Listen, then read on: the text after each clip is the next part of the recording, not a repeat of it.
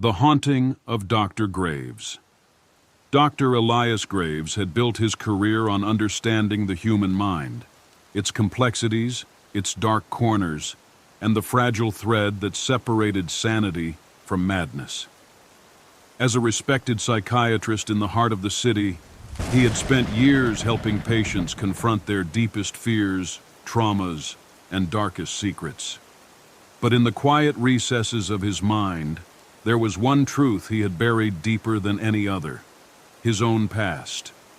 It began innocuously enough, as most things do.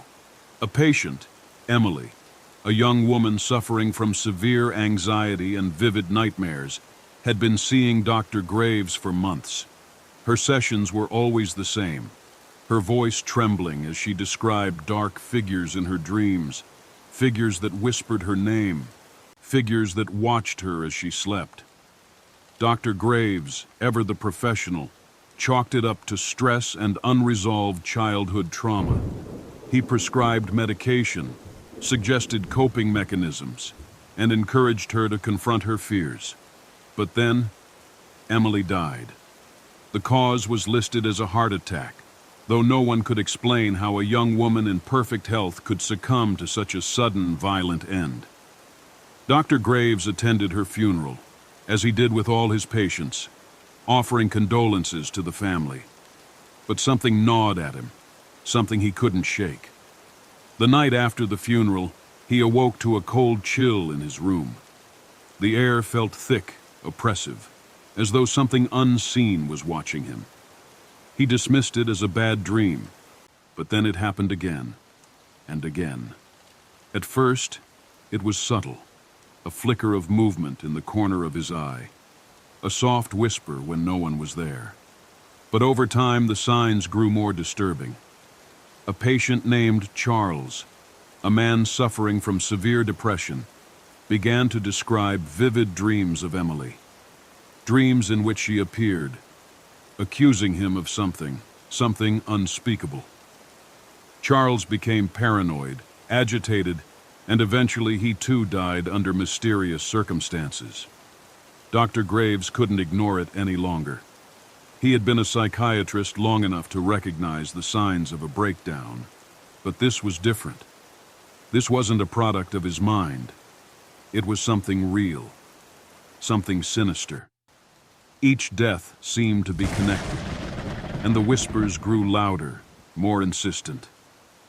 One night, as he sat alone in his office, staring at his files, a chilling thought crossed his mind. Was one of his patients seeking revenge? Had he unknowingly wronged someone, pushed them too far, and now they were coming back to haunt him? He began to revisit the details of his past cases, searching for a clue, a connection, anything that could explain the deaths. That's when he remembered her. It had been years ago, a case that had haunted him since the beginning of his career. A young woman named Sarah had come to him, desperate and broken, her mind shattered by trauma. She had been the victim of a violent crime, a crime that Dr. Graves had tried to help her process. But as the sessions wore on, he began to suspect something darker, something more twisted. Sarah had become fixated on him, her obsession growing with each passing day. She had accused him of exploiting her pain, of using her trauma to further his career. In a moment of weakness, Dr. Graves had made a grave mistake. He had pushed her too far, told her she was imagining things, that her fears were irrational. He had dismissed her, told her that she needed to move on, that her trauma wasn't as serious as she thought. He had been cold, clinical, and detached, and in the end, she had disappeared, vanished without a trace. The realization hit him like a blow to the chest. Sarah had never truly left. She had been the one haunting him all along. The whispers, the dreams, the deaths, they were all part of her revenge. She had come back from the grave to make him pay for his cruelty, to make him feel the pain he had caused her. Dr. Graves tried to run, tried to escape the haunting that had taken over his life. but there was no escape. The whispers grew louder, the shadows darker, and the deaths continued. His patients, once the subjects of his care, were now the victims of his past sins. One by one they died, their bodies found in strange, unnatural positions, their faces frozen in terror. And then, one night, Dr. Graves saw her. She appeared in the reflection of his office window, her face pale and twisted, her eyes hollow and empty. She smiled, a smile that was both beautiful and horrifying, as though she had been waiting for this moment for years. The air grew cold and the room seemed to close in on him. He tried to scream, but no sound came. He reached for the door, but it was locked, the handle cold and unyielding. Sarah stepped forward, her voice a whisper in the darkness. "You left me to die, Dr. Graves. Now it's your turn." And in that moment, Dr. Graves understood the true horror of what he had done. He had been the one to break her, to drive her to madness, and now he would pay the price. The hunger. In the ruins of a world long forgotten, where the skies were perpetually shrouded in ash, and the earth lay broken beneath the weight of human folly, a small group of survivors huddled together in the remnants of an abandoned city. Their faces were gaunt, their eyes hollow from the years of struggle, and their bodies frail from hunger. But there was something far worse than the hunger for food that gnawed at them. It was the hunger of the creature that stalked them. They had heard the stories, of course. Whispers passed from survivor to survivor, of a beast that fed not on flesh, but on fear. It was said to have emerged after the Great Collapse, when civilization crumbled and the world became a wasteland. No one knew its true form. Some claimed it was a shadow. Others spoke of a twisted, grotesque figure with eyes that could pierce the soul. But one thing was certain. It was always there, always watching, always waiting. And now it was hunting them. The survivors had taken refuge in a crumbling skyscraper, its windows shattered and its walls cracked, but still standing tall against the desolation outside. The creature had been circling the city for days, its presence felt in the oppressive silence that hung in the air, broken only by the occasional distant growl or the echo of its claws scraping against concrete. "We can't stay here," whispered Mara, her voice trembling. She was the youngest of the group, barely more than a child, but already hardened by the horrors they had faced. "It's only a matter of time before it finds us." "Where can we go?" asked David, his voice hoarse. He was the leader of their group, a man who had once been a soldier but was now little more than a shadow of his former self. His eyes were sunken, his face lined with exhaustion. "The creature is everywhere. We can't outrun it." "We can try," Mara insisted, her eyes wide with fear. "We have to move. We can't just wait for it to come to us." But David knew it was futile. The creature didn't need to chase them. It didn't need to move at all. It fed on their fear, and as long as they were afraid, it would find them. The more they ran, the more they feared, and the stronger it grew. It was the fear that kept them trapped. That night, as they sat huddled in the dark, the creature came. They could hear it long before they saw it. The soft scraping of claws against the walls, the low, guttural growl that vibrated through the building like an earthquake. It was close, closer than ever before. David stood, his heart pounding in his chest. "Stay quiet," he ordered, his voice barely a whisper. "Don't make a sound." But it was already too late. The creature knew they were there. The air grew cold, and the shadows seemed to shift and writhe as if alive. Then, from the darkness, it emerged. It was like nothing they had ever seen, a hulking mass of twisted limbs and eyes, all black and empty, with a mouth that stretched impossibly wide. Its skin was a sickly mottled gray, and its claws were long and sharp, dripping with the fear of those it had consumed before. It was not a creature of flesh and blood, but something far worse, a manifestation of their darkest nightmares, a being born from the terror that lingered in the hearts of the survivors. And it was hungry. Mara gasped, her breath catching in her throat. The creature's eyes locked onto her, and she felt a coldness seep into her bones. It was as though it could see into her very soul, reading her every fear, every weakness. She tried to move, but her body wouldn't obey. The fear was too strong. David grabbed her arm, pulling her away, but it was already too late. The creature lunged, its claws scraping across the floor as it closed in on them. The survivors scattered, running in all directions, but the creature was faster, always faster. It was everywhere and nowhere, its presence filling the very air they breathed. David stumbled, falling to the ground as the creature loomed over him. He could feel its breath on his skin, cold and rancid. The fear consumed him, drowning him in its suffocating grip. He tried to scream, but no sound came. And then, just as quickly as it had appeared, the creature was gone. The silence returned, heavy and suffocating, but the damage was done. The fear had been planted, and it would grow, feeding the creature's hunger. The survivors regrouped, their faces pale and drawn. They knew that the creature had not gone. It had simply retreated, waiting for the next moment of weakness, the next surge of fear to feed on. It was always watching, always waiting, always hungry. As the days dragged on, the fear grew. They could feel it creeping into their minds, feeding on their isolation, their despair, their hopelessness. The creature had no need for physical hunger. It fed on the fear that consumed them, and as long as they were afraid, it would never stop hunting. One by one, the survivors began to break.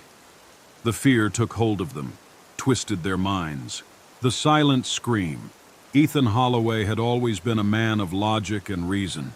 A successful architect, he prided himself on his ability to solve problems with precision, to make sense of the world around him.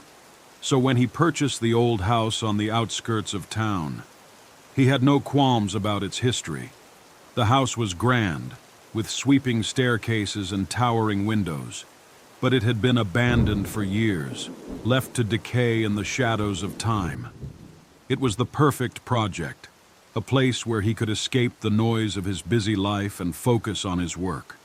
At first, everything seemed fine. The house creaked and groaned, as old houses do. But Ethan found comfort in the solitude. He spent his days restoring the house, breathing new life into its worn walls. And at night, he would retreat to the quiet of his study, where the world outside seemed to disappear. But then, something began to change. It started with a sound, a faint noise in the dead of night, just as he was drifting off to sleep. At first, it was so soft he thought it was part of the house's natural settling. But then, the sound grew louder, more distinct. It was a scream, a desperate, bone-chilling scream that seemed to echo through the halls. Ethan shot up in bed, his heart pounding in his chest. He listened, straining to hear, but the house was silent once more. He convinced himself it was a figment of his imagination, a product of too much stress, too many late nights spent working on the house. But the screams came again the next night, and the night after that. They were always the same. Loud, agonizing cries that seemed to reverberate through every corner of the house. Ethan would bolt upright in bed, his body frozen with fear. But when he gathered the courage to investigate, he would find nothing.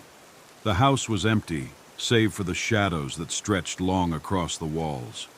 He tried to ignore it, chalking it up to the house's age, the creaks of the old wood, the wind howling through the cracks. But the screams grew more frequent, more insistent, until they became a constant presence in his life. They were no longer confined to the night. They began to haunt him during the day as well. echoing in his mind like a distant, unrelenting wail.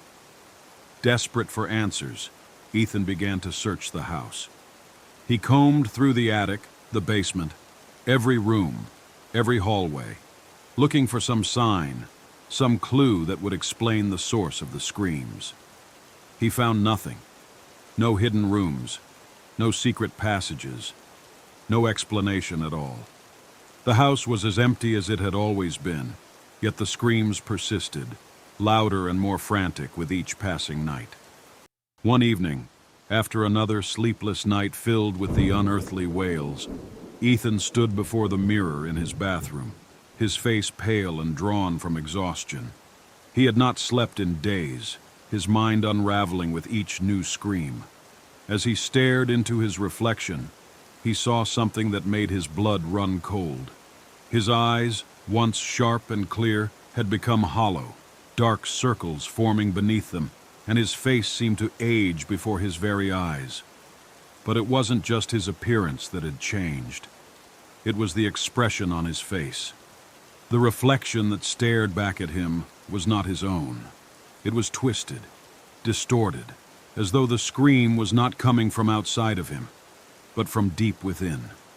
He reached out to touch the glass, his fingers trembling, but the reflection did not move. Instead, the image of his own face contorted into a grotesque smile, a smile that was not his own, and then the scream, louder than ever, burst from his throat. Ethan recoiled in horror, his breath coming in shallow gasps as he stumbled backward. The scream continued, but it was no longer just an external noise. It was inside him, reverberating in his chest, clawing its way out through his very being. In the days that followed, Ethan's grip on reality began to slip. He could no longer distinguish between the screams of the house and the screams that seemed to come from within him. They were one and the same, a constant, deafening wail that consumed his every waking moment. His body trembled with the force of it, his mind fraying at the edges.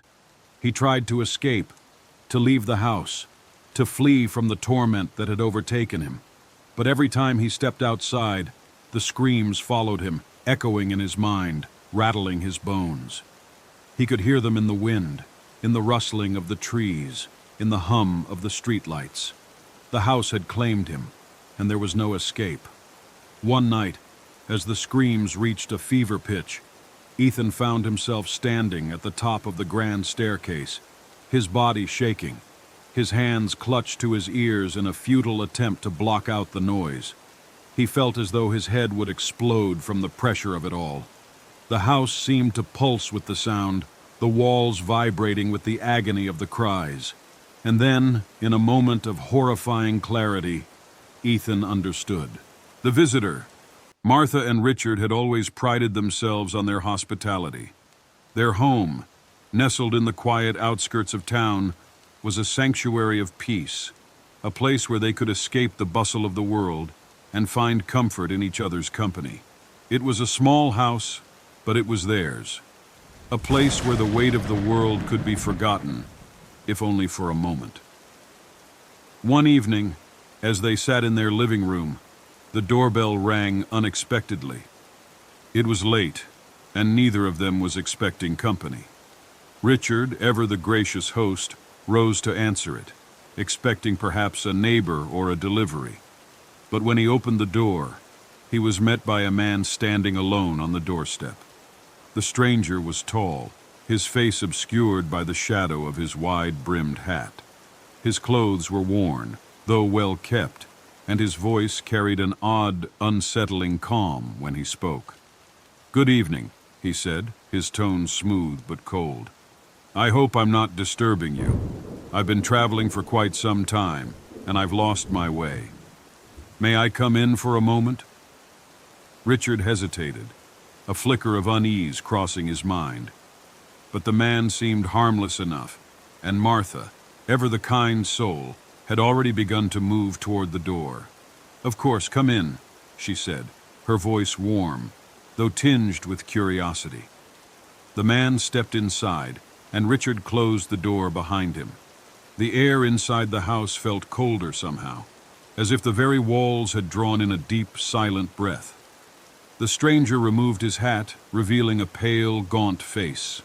His eyes were dark, almost black, and they seemed to pierce through Richard with an unsettling intensity. "I appreciate your kindness," the man said, his voice smooth as velvet. "I didn't mean to intrude, but the night is growing late, and I've been walking for hours." Martha smiled, though she couldn't shake the feeling that something was wrong. "You must be exhausted. Would you like some tea?" she offered, her instinct to care for others outweighing the creeping sense of unease that had settled in her chest. The stranger nodded, a slight smile tugging at the corners of his lips. "Tea would be most welcome," he replied, settling into the armchair by the fire. His gaze never wavered from them, and it was then that Richard noticed something strange. The man's eyes seemed too dark, too deep, as though they were not entirely human. Martha busied herself in the kitchen, preparing the tea, while Richard remained in the living room, trying to shake the unsettling feeling that had taken root. The man, however, seemed completely at ease, his gaze never leaving Richard.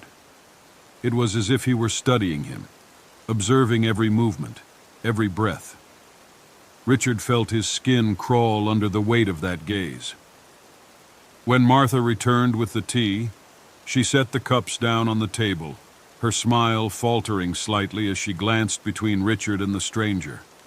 The man had not touched his hat since entering the house, and his hands remained clasped in his lap, unnervingly still. "Please," the stranger said, his voice low and hypnotic. "I don't mean to be rude, but I must confess something. I am not simply a traveler. I have come for a very specific reason."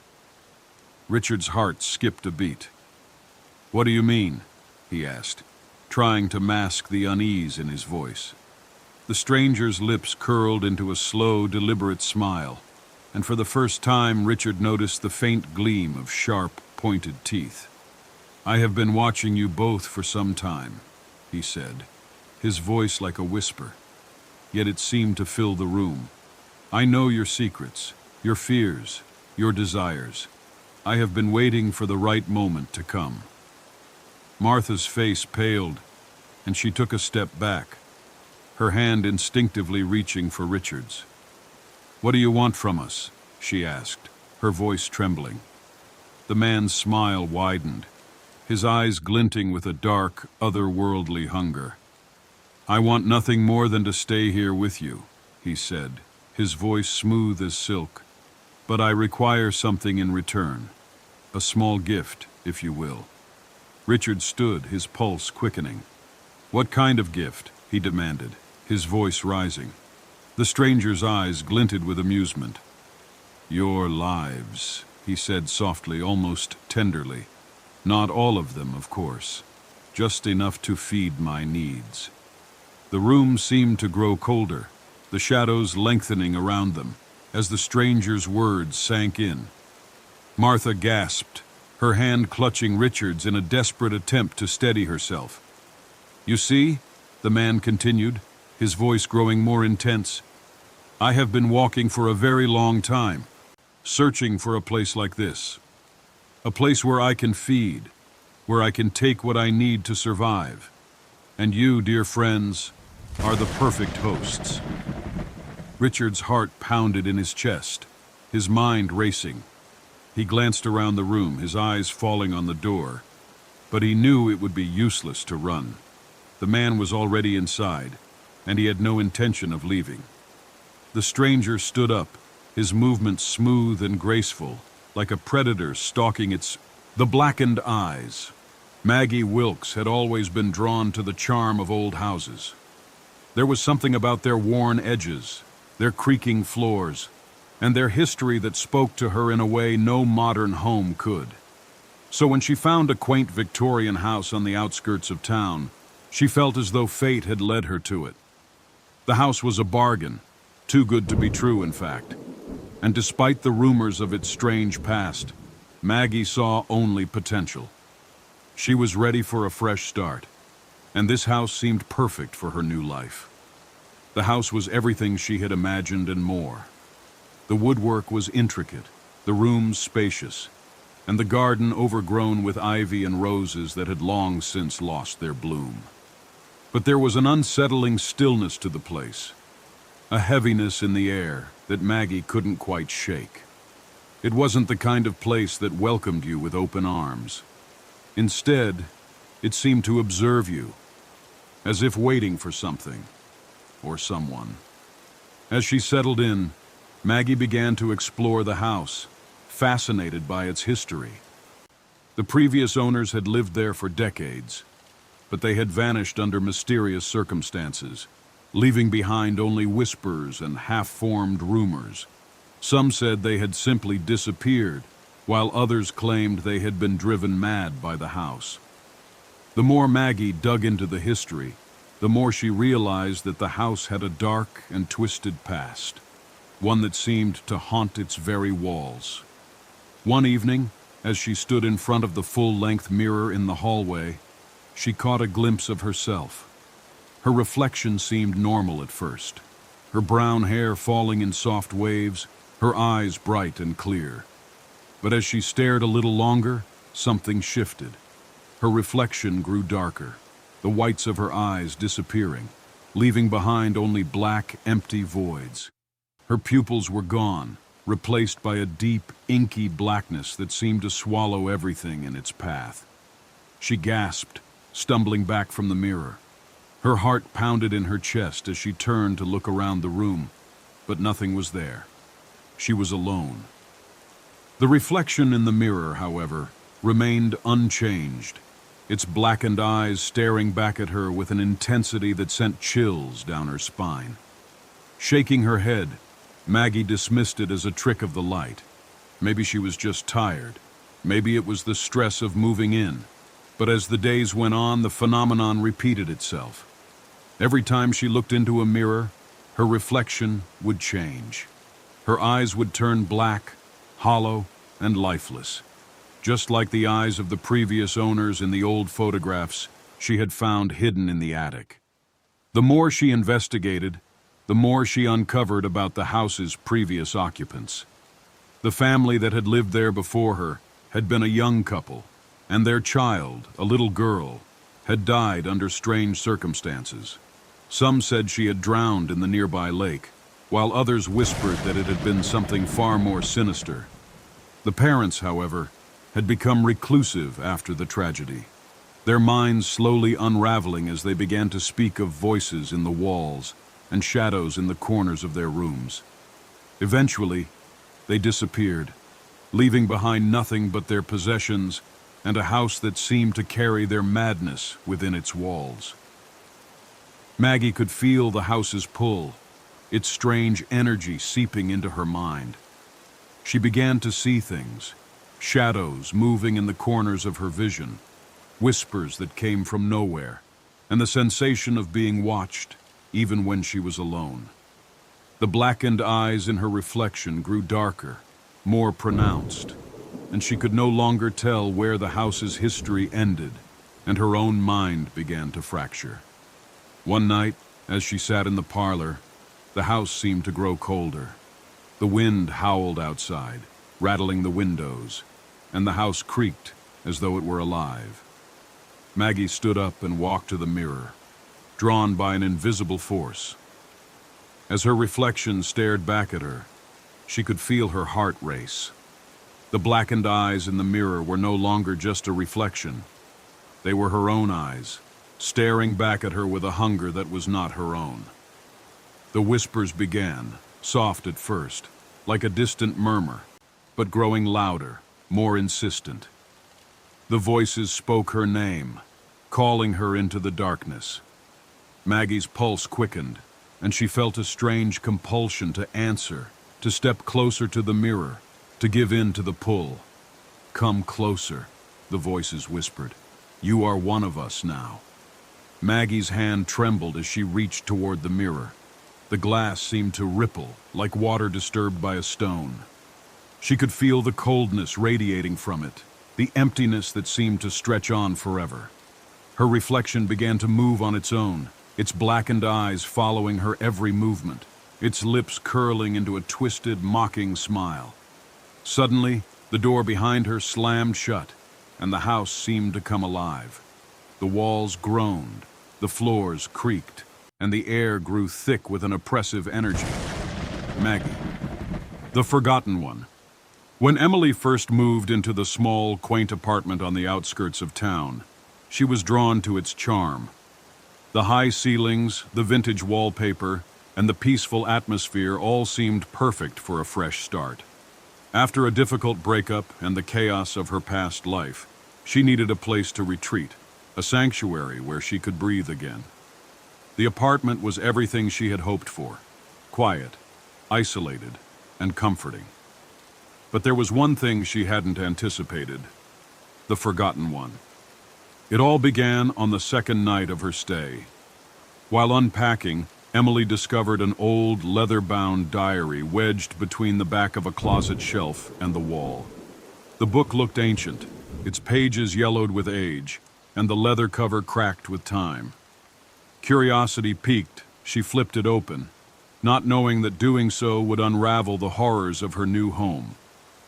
The first entry was dated several years ago, written in a neat looping script. It was from the perspective of the apartment's previous tenant, a woman named Margaret, who had lived in the apartment for nearly a decade. Margaret's words were filled with excitement at first, descriptions of her life in the apartment, the joy she found in the solitude, and the peace that seemed to settle over her whenever she stepped through the door. But as Emily continued to read, the tone of the diary began to shift. Margaret's entries grew darker with each passing day. She wrote about strange noises at night, scratching sounds that seemed to come from behind the walls, whispers that carried on the wind, voices she couldn't quite place. At first, Margaret dismissed them as the sounds of an old building settling, but soon the noises became more frequent, more insistent. She described the feeling of being watched, of something lurking just beyond her vision, waiting for her to turn around. The once peaceful apartment became a prison, a place of constant dread. Emily read on, her stomach tightening with every word. Margaret's fear deepened with each entry.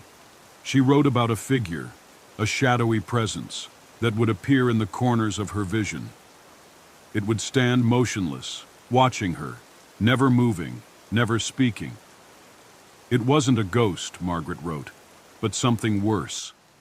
A thing that had been there long before she had moved in, something that had claimed the apartment as its own. As the diary continued, Emily felt a chill creep over her.